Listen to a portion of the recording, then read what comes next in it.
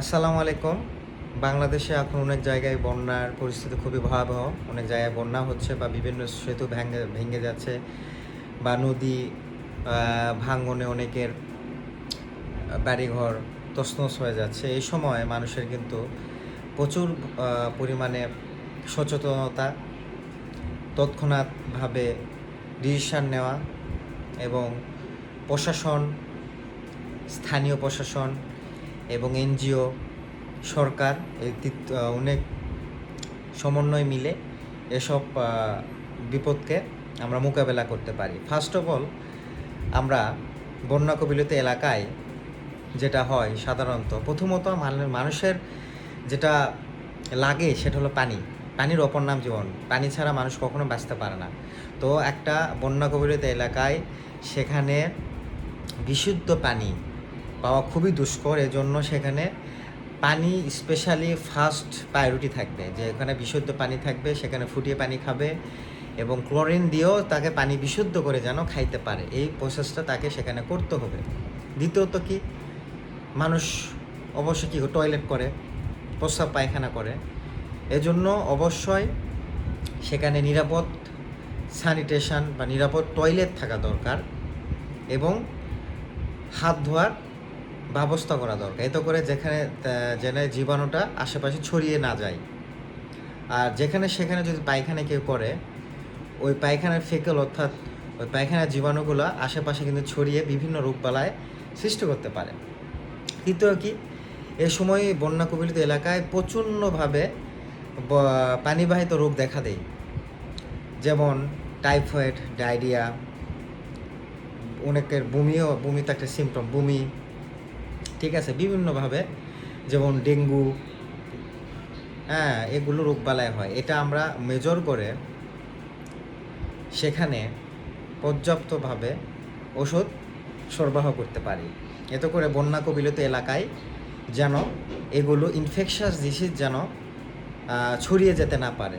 Typhoid fever বলেন, diarrhoea বলেন, cholera বলেন, তারপরে যে ডেঙ্গু রোগ বলেন।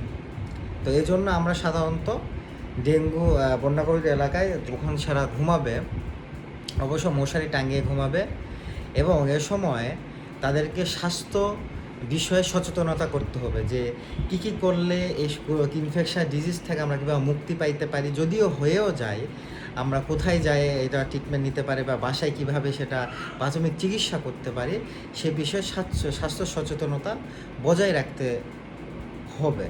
আরেকটা কী করতে হবে, মানসিক স্বাস্থ্যভাবে মানুষকে সচেতন করা, কারণ এ সময় বন্যা কবলিত এলাকায় প্রচণ্ডভাবে মানসিক চাপে থাকে মানুষ, কী করবে না করবে, হতাশ, মানে ও অ্যাংজাইটি ফিল হয়, ঠিক আছে, তো অনেকে মারা যায় মানে নিজের কোনো লোক। এজন্য এ সময় তাকে অবশ্যই কম্বাইন্ড বিহেভিয়ার থেরাপি, সিবিটি অর্থাৎ বা তাছাড়াও তাদেরকে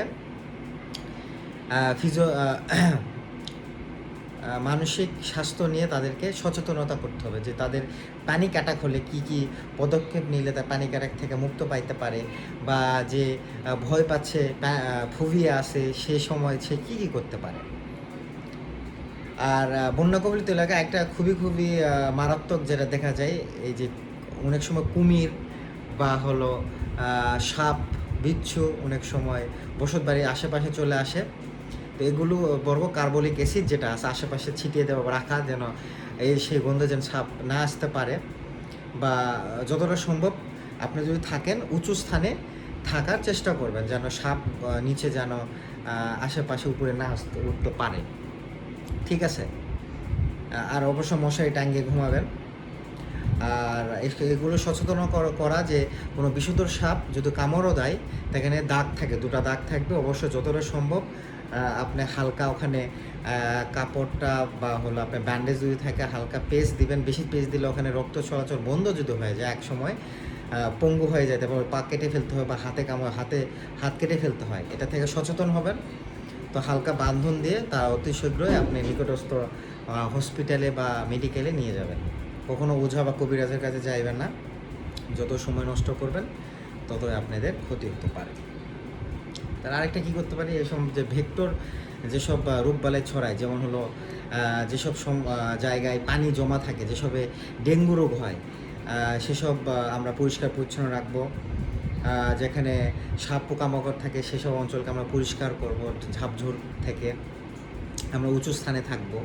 এগুলো জাস্ট আপনি নিয়ন্ত্রণ করতে হবে। আর আরেকটা বিষয় যেটা টিকা নিয়ে, যে যতটা সম্ভব যার যে টিকা, ছোটো বাচ্চাদের টিকা বা হলো স্বাস্থ্যসেবা যারা নিচ্ছেন, অর্থাৎ যারা 15 বছরের পর যেসব মহিলারা টিটি ভ্যাকসিন নেন, তাদেরকে নিয়মমাফিক করে নিতে হবে এই বিষয়ে।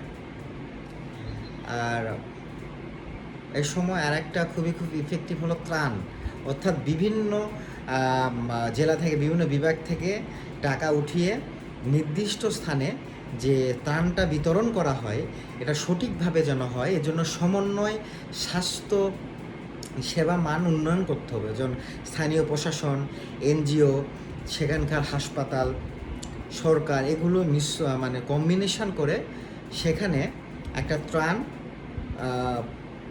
যেটা বিতরণ করব সেটা সঠিকভাবে যেন হয়, সেই হিসাবে আমরা লোক নিয়োগ করব। সেখানে এক্সপার্টটা যেন লোক থাকে। অনেক সময় দেখা যায় যে একটা ত্রাণ এলাকায় যেটা বেশি জিনিস লাগবে সেটা না দিয়ে অন্য কোনো দিচ্ছে। যেমন ফর অ্যান এক্সাম্পল মনে করেন এখন চট্টগ্রামে বন্যা হচ্ছে, চট্টগ্রামে বেশিরভাগ লাগতেছে হলো চাউল, বা ত্রাণ আমরা টাকা পয়সা তুলে ওখানে চাউল না দিয়ে দিচ্ছে হলো আমরা কি ময়দা দিচ্ছি, কলা দিচ্ছি। এগুলো কিন্তু ওয়েস্ট অফ মানি, এটা টাকা নষ্ট। তো সঠিক জায়গায় সঠিক যদি আপনারা ত্রাণ দিতে পারেন, মান উন্নয়ন করতে পারেন, অবশ্যই মানুষ বেনিফিট পাবে।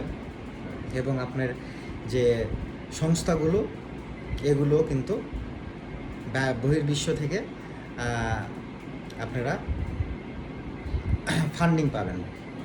আর কি সমস্যা বন্যা কবলিত এলাকায়, যে ভালনারেবল গ্রুপ আছে, যেসব দুর্বল, অর্থাৎ যারা ভালনারেবল গ্রুপ, অর্থাৎ দুর্বল প্রকৃতির যারা আছে, যেমন হলো গর্ভবতী মায়েরা, স্তনদানকারী মায়েরা, ছোট শিশু, মেয়েরা, এগুলো ভালনারেবল গ্রুপ বলা হয়। এদেরকে অবশ্যই এ সময় পুষ্টি সমৃদ্ধ খাবার যেন সরবরাহ করা হয়, এটা সকলকে নিশ্চিত করতে হবে।